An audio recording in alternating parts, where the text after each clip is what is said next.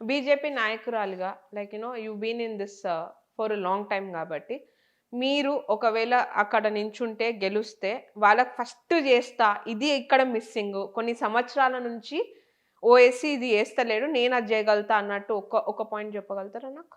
సగటు మనిషిగా, ఒక పౌరుడిగా, పౌరురాలిగా మనము ఏదైతే మనం ఉన్న స్థలం ఎలా ఎలా ఉండాలి అని కలలుగంటామో, ఎంత బాగుండాలంటే ఒక ప్రాపర్ ఇన్ఫ్రాస్ట్రక్చర్‌తో తీసుకొని మీకు ఇందాక చెప్పినట్టుగా విద్య, వైద్యం, ఉపాధి. ఈ 3 ఏవైతే ఎసెన్షియల్. ప్రైమరీ హెల్త్ సెంటర్స్ మీరు ఒక్కసారి ఎళ్లి చూడండి. ఎంత దయనీయ పరిస్థితిలో ఉంటాయో. అలాగే విద్య, స్కూల్స్, గవర్నమెంట్ స్కూల్స్ దగ్గర నుంచి ఏవైతే ఉన్నాయో ఒక ప్రాపర్ ఇన్ఫ్రాస్ట్రక్చర్ లేకుండా, కనీసం సగటు ఆడపిల్లల కోసం చక్కటి టాయిలెట్స్ కూడా లేకుండా, అంటే ఇంకెందుకొస్తారండి ఆడపిల్లలు? ఎన్ని ఇష్యూస్ ఉంటాయి అడల్ట్స్ అండ్ గర్ల్స్‌కి. సో ఇటువంటివన్నీ బేసిక్ మనకేమనిపిస్తుందంటే ఇది పెద్ద విషయమా అనిపిస్తుంది. Yes, of course. ఎప్పుడైతే మీరు ప్రాపర్ ఇన్ఫ్రాస్ట్రక్చర్ ఇస్తారో, చక్కటి చదువుని ఇస్తారో, చదువు వల్ల మనిషి చైతన్యవంతుడవుతాడు. వాళ్ళ హక్కుల గురించి తెలుసుకునే ఆవశ్యకత అప్పుడొస్తుంది. ఇప్పుడు ఆల్రెడీ ఉన్నాయి కదా! చదివిపిస్తున్నారు కదా! ఫ్రీ ఎడ్యుకేషన్ ఉంది కదా! వాట్ ఈస్ మిస్సింగ్ దేర్ అని నేను మాట్లాడతారు. అదే అంటున్నాను. అక్కడ ఏది కూడా గ్రాస్ రూట్‌లోకి వెళ్ళటం లేదు. There is nothing which is properly planned and executed.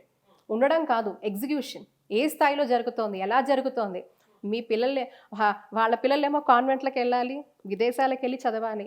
మరి మిగతా వాళ్ళ పిల్లలు ఎక్కడికెళ్ళాలి? Where they have to go? నేనేమంటానంటే ఈవెన్ మా భారతీయ జనతా పార్టీ సిద్ధాంతం ఒకటేనండి. మొట్టమొదటి వ్యక్తికి ఏదైతే ఫలాలు అందుతాయో, చిట్ట చివరి వ్యక్తికి కూడా అదే స్థాయి ఫలాలు అందించడమే భారతీయ జనతా పార్టీ లక్ష్యం. ఈరోజు భారతదేశం అంతా కూడా భారతీయ జనతా పార్టీ అదే లక్ష్య సాధనగా, అదే దిశగా అడుగులేస్తోంది. ఈరోజు భాగ్యనగరంలో కూడా మనం సోకాళ్ళు చెప్తున్న ఓల్డ్ సిటీలో కూడా ఈరోజు మొదటి వ్యక్తికి అతనికి ఏవైతే ఇప్పుడు వైసీ బ్రదర్స్ ఏవైతే ఫలితాలు వాళ్ళు వాళ్ళ కుటుంబం అనుభవిస్తుందో ఇవన్నీ కూడా క్షేత్రస్థాయి ప్రజలకు కూడా వెళ్ళగలగాలి. వెళ్తున్నాయా? చేస్తున్నారా? నామమాత్రం చేయడం కాదండి. సో మెయిన్ ఇప్పుడు ఓల్డ్ సిటీ వాళ్ళని అడిగితే మాకు మెయిన్ ప్రాబ్లం ఏంది అది ఇది అని అంటే, ఒక దిక్కు డ్రైనేజ్, రోడ్స్, మీకు పబ్లిక్ ట్రాన్స్పోర్టేషన్ ఇబ్బందులు. మీరు ఒక్క ప్లేస్ నుంచి ఇంకొక ప్లేస్కి లోపల కనీసం ఒక ఆటో రిక్షా కూడా వెళ్ళలేని పరిస్థితి. Forget about major public transportation. అంటే మనిషికి మొబిలిటీ అంటే మనం తీసుకుంటే సూక్ష్మంగా ఎన్నో ఇష్యూస్ వస్తాయి. మీకు సమస్యల వలయం ఓల్డ్ సిటీ, సమస్యల వలయం.